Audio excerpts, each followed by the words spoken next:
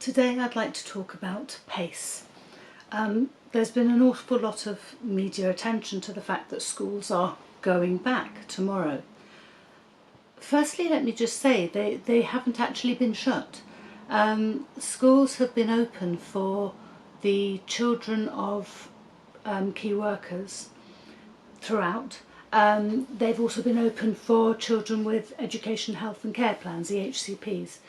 So schools hadn't actually been shut.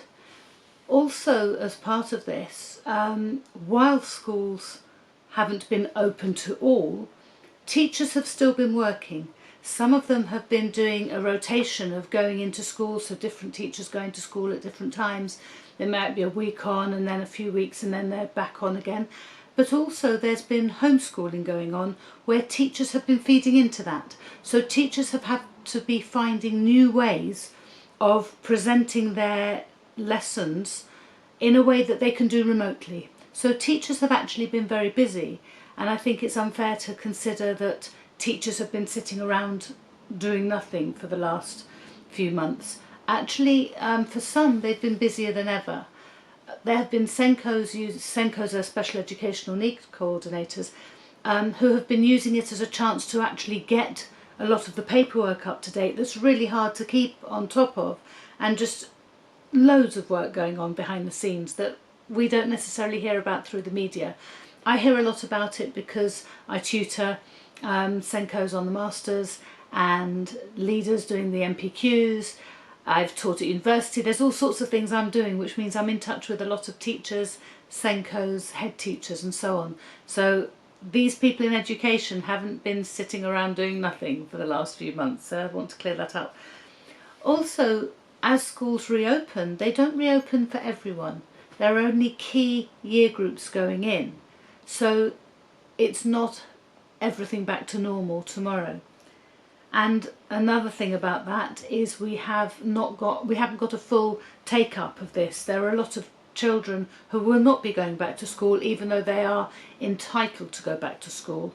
They're permitted to go back to school tomorrow, because what's happening is sometimes it might be that a family have got several children, and to have one of them going back could be quite disruptive.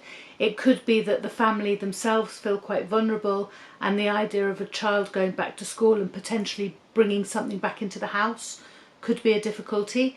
There could be loads of reasons why children aren't. Some parents still feel it's not time.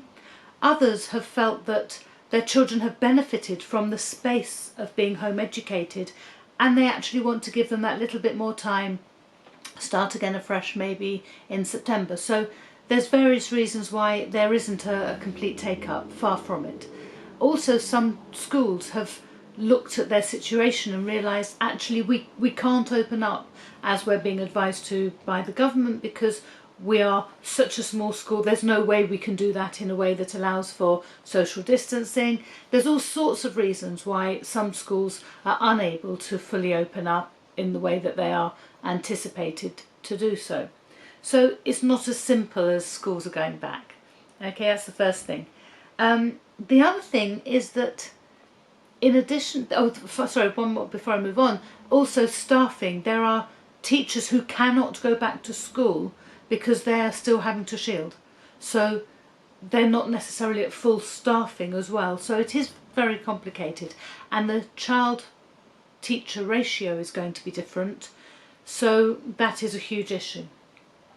Also, I wanted to mention that this isn't unique, okay? There are lots of reasons why children may have had their education interrupted. It could be through illness, it could be through travel, that's something in the family, they need to do some travel and they've had a few months where they've been unable to settle their children into a school while they do that. All sorts of reasons people's education does get interrupted. In the long term, that isn't always an issue. It depends on how it's managed and what's being done in the meantime for those children. The thing about pace is that this needs to take time. There's a lot of talk about catch-up. I'm hearing a lot of concern about the talk about catch-up from, as I say, SENCOs, teachers, head teachers. There's an awful lot of people very worried about this urge to suddenly catch everybody up, because that is going to put a tremendous amount of pressure on all sorts of people, and it doesn't take into account what's been happening over the past few months. So I feel very strongly that people need to take time. There are lessons we have learned from this whole lockdown situation. If we rush to just catch up, we're going to undo an awful lot of potential good that could come out of this.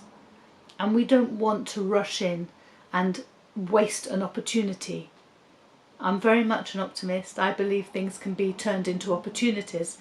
And this could be an opportunity for reassessing where we are, re-examining how we go forwards, and also for changing the way we do things. So we need to take time. There's been an awful lot of stress around. And when people are under stress, they don't learn. We need to calm that down. So they need to come in, and instead of being catch up, it needs to be sharing the experiences they've had. There needs to be time to tell the stories of what has been happening and what they see happening in the future. What do they see as their needs as they come back to school? What do the teachers see? What do the pupils see? What do our children see as the needs they have? What is it that they've benefited from, and what have they felt that they've lost? Priorities will have changed all around, but to minimise the stress, people are going to be coming into a very unfamiliar environment. The school will look different. That's going to happen because of social distancing. But also the people they encounter will be different. Some of the teachers they'll be expecting to see won't necessarily be there. They may have to be off to self-isolate still. Some of the children, they're looking forward to meeting their friends. Oh great, haven't seen so-and-so for so long. Oh, they were in a year group that wasn't coming back. They're not coming back yet. There will need to be sensitivities about who has experienced what. We know that a lot of people have died. So when people come back, we can't just assume that their lives at home have been the same as they were when we last saw them 3 months ago. Now the schools have been very busy keeping in touch with their parents and their children. There's a lot of welfare calls going on. So the schools are likely to know these things, but we need to prepare our children for changes that will have happened. People will have lost loved ones. And that needs to be addressed. It can't just be ignored in order to catch up with the lost curriculum. So the other thing is that people will be in different places with their learning. So some people will have, I've said this before, been what we call hothoused. They will have been working very hard academically in all the time they've been off. They might be pretty exhausted if that's been the case. Others may not have looked at academia at all. They may have been doing things, learning. I'm not saying they won't have been learning, but they'll have been learning by going on walks, by doing things in the garden, by doing projects at home, by cooking, by exercising, by doing creative artwork. They may have learned informally. They may have followed a project of their own interest. So they will all be in different places and at different paces. Our places and paces will be different. Some children, as I say, will be used to intense work, others to a much more relaxed pace. To then put them into this fast-paced, move it, catch up situation will benefit no one. So we need to take time to see where everyone is at and to rebuild the ability to cope with a school day.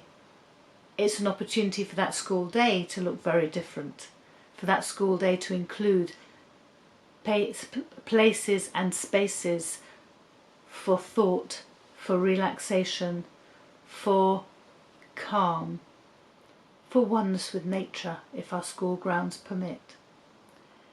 The other thing, of course, is socialising. We've all been socialising very differently. I've been in touch with my children and my grandchildren, my baby grandchildren, through Zoom, through WhatsApp video, through Skype. I haven't seen them, I haven't held them, I haven't touched them for over 3 months. So the way we socialise is different. We might have an instinct to want to go up and hug people, but we're not allowed to. So we have to think of new ways. These are big deals, big issues. So we need to think about how we socialise. For some people, they will have seen and heard from no one in that time, other than the people in their actual household. To then be faced with people in the playground, albeit fewer than if everybody had gone back at once, that will be very daunting. And there will be fear around that. There will be discomfort around that. In the same way as we teach reception, nursery kids, reception kids, year 1 kids, how to socialise, we actually actively teach those skills and put them in situations where they can gradually learn and acquire these skills. We will need to do that for all ages. You know, there will be teenagers who have been, before they went into lockdown, everything was about fashion and sort of how they looked. There could have been things like that that suddenly became totally irrelevant during lockdown, and they had a shift in priorities, and then they're back with their social group. How do I deal with that? The same is true for young children. If they haven't had to share, they have to learn how to share. If they haven't had to take turn, they have to relearn how to take turn. If they've had undivided attention, they've suddenly got to share attention. So there's a lot of relearning needing to take place when it comes to socialising. There's also the people for whom they've been in families where they've been, as I say, just like that, very much self-isolating. For some of them, there's a real fear about leaving the house. I heard today on the radio 2 people speaking about they've been in total lockdown, so hadn't been outside the house for 12 weeks. And there was a nervousness about physically stepping outside that front door because they hadn't done it for 12 weeks. People who are used to being in crowd, suddenly they're not. And there's a fear of the noise of a crowd. There's just a fear of seeing so many people in one place. We've all been very patient, very separate, very paced. To come back into it, we need to do that in a very careful, paced, measured way. We need to be aware that also this is stressful for our teachers. It's not just new for our children, it's new for our teachers. Our teachers have been engaging with new technologies. You know, for some they have never done video conferencing, video meetings, Skype, Zoom, all these things are new to them. You know, there's Teams, there's Meet, there's Zoom, there's all sorts of platforms, Blackboard, Collaborate. You know, I first learned how to use those things when lockdown started because I was due to give a lecture. And it was like, gosh, I've never had to host something like this before. And suddenly I had to. Blackboard, Collaborate, there I was, delivering a lecture. Very different. I had to learn how to do it. Learn fast. We're all learning fast. But that means they've been very pressured. They're going to come back in to another change yet again. Having just learned one change, school isn't going to look the same. They're going to be teaching in smaller groups. They're going to be teaching different year groups possibly from ones they've had before. It's all going to feel very different. And for some of those teachers, they will have been in total isolation. Some of those teachers live alone, won't have seen anybody for 12 weeks. So we need to think about all of this. We need to take it slowly. We need to give care, patience and time to ensure that this happens in a way that is positive for everybody's mental health and their whole growing as a person. We want to move forwards gently. We do not want to just do this whole catch up. That could be incredibly damaging. Let's take it slowly. Let's look at where we're going and let's put the needs of each other, of our children, of our teachers, and of the parents who will also be very worried about letting their children go back to school. We need to think about all those things and put those first ahead of catching up with what might have been missed. There's time for that. Let's make time for each other. Thank you.